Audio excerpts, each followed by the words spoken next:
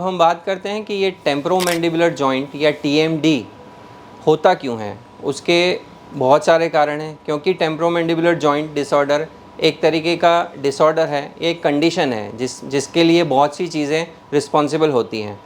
उसमें से अगर हम कुछ डिस्कस करें तो उसमें सबसे पहला है पैराफंक्शनल हैबिट। पैराफंक्शनल हैबिट मतलब आप जब फ्री बैठे हैं या बहुत ज़्यादा कुछ फोकस कर रहे हैं तब आप आपके दांत से दांत मिला के रखते हैं, या फिर आप नेल बाइटिंग हैबिट है, या दांतों को क्लिंच करते हैं। क्लिंचिंग मीन्स जब आप दांतों को एक दूसरे से दबाते हैं तब ये मसल मूवमेंट फील होता है। तो ये क्लिंचिंग, ग्राइंडिंग या फिर नेल बाइटिंग या कुछ ऑब्जेक्ट मुंह में रखना, ये कॉमन पैराफंक्शनल हैबिट हैं जिसके कारण आपके जॉइंट, टीथ और मसल अफेक्ट हो सकते हैं। उसके अलावा ट्रॉमा है, जिसको डायरेक्ट ट्रॉमा बोलते हैं। जैसे आपके फेस पे या जबड़े पे आपको डायरेक्ट कुछ लगी है या कुछ चीज़ टकराई है, उसके कारण भी जॉइंट में प्रॉब्लम हो सकती है।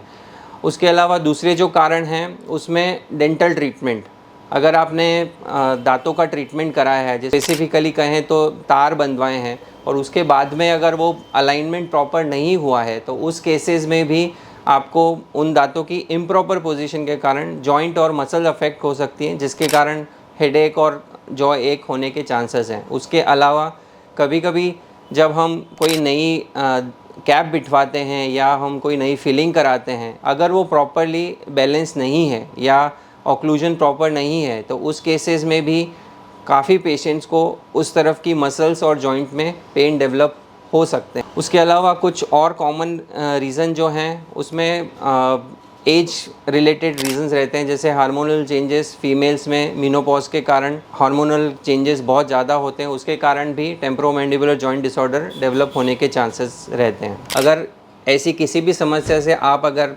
ग्रसित हैं या उससे परेशान हैं तो आप आपके टीएमजे स्पेशलिस्ट से कंसल्ट कर सकते हैं।